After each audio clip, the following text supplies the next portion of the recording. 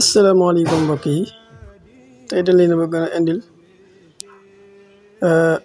loo xamante ni boo leen ko defee wala yoo xamante ni boo leen ko defee suñu batterie mën naa yàgg saa boo xamante ni sa batterie àgg na ci 20% na nga def mboolem moyen yoo jàpp ne maanaam sa batterie boo ko defee mu yàgg rek nga def ko. benn bi ci njëkk wax mooy sa leeraayu téléphone nga wàññi ko. xam nga sa téléphone léeg-léeg dafa boo ko yokkee ba mu àgg 100% dafay leer waaye boo ko wàññee ba ci ay 5% di nga mën a gis te dina wàññeeku. ndax bu fekkee dafa foor ba foor rek boobaa dafay jël énergie bu bëree bëri kon li nga war a def mooy premièrement mooy wàññi lumière bi ngir maanaam sa batterie bi mën a yàgg tuuti. kon loolu moo ci am solo ci foofu noonu. ba ñaareel bi mooy nga désactiver vibreur bi sa téléphone vibré gi muy vibré maanaam léeg-léeg bu lay woo muy vibré wala anam bu mën a vibré ñaare dañuy wax ne sax vibreur moom dafa mën a jël énergie moom moo ci man daanaka. kon li gën yow moom nga def ko silence, nga def sa téléphone silence. kon man nga ko désactiver te bàyyi sonnerie bi di mën a dox dong waaye boo ci boolee sonnerie bi ak vibreur bi tamit mën naa yokk maanaam mën naa tax sa batterie gaaw jeex. ñetteel bi mooy utiliser wifi googu nga utiliser nag maanaam mën nga koo fay saa boo gisee ne yow maanaam amoo si benn aajo.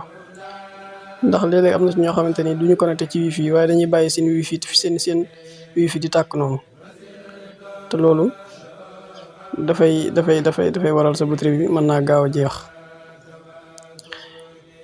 ba tey lu mel ne bluetooth bi tamit daanaka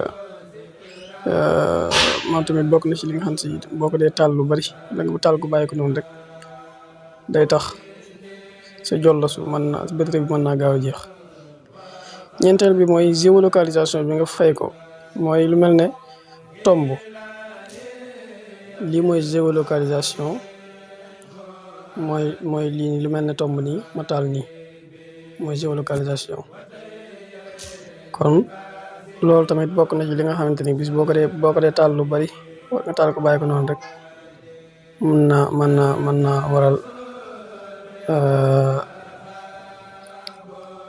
mën naa waral sa batterie di gaaw a jeex.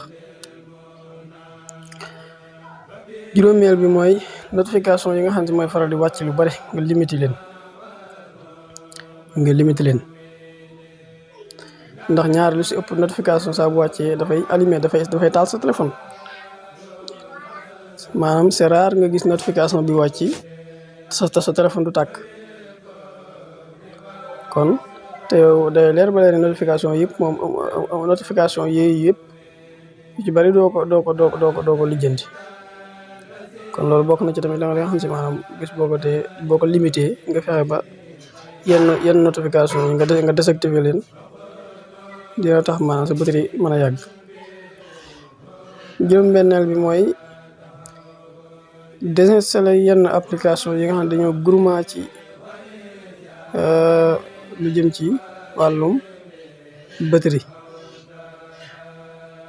lu mel ne par exemple ñu ngi lay wax naan dindi application yi nga xam ne dañoo groupement lool ci batterie. léeg-léeg nga am ay jëfikaay ay application yu bari waaye am na ci yoo xam si doo ko jëfandikoo. kon yooyu nga xam ne doo ko jëfandikoo bay ba nga dindi leen ndax benn di nga gañe place maanaam di nga am stockage beneen maanaam stockage du gaaw a fees waaye tamit dina tax sa batterie mën a yàgg. kon loolu lu ci am solo ma wan leen maanaam noo xamee jëfekaay yi nga xamante ne dañoo gourmand lool jëfekaay yi nga xam ne dañoo gourmand lool ci batterie da ngay dem paramètre boo demee paramètre nga dem wàcc ba ci batterie bu wàccee ba ci batterie nga daal di dugg utilisation de batterie dangay gis ne moom WhatsApp jël na ci lu tolloog 3%, jël na ci lu tolloog 3%. kon ma am loolu ndax loolu lii daf lay may nga mën a contrôler sa batterie ba nga xamante ni yow moom doo am benn jafe-jafe.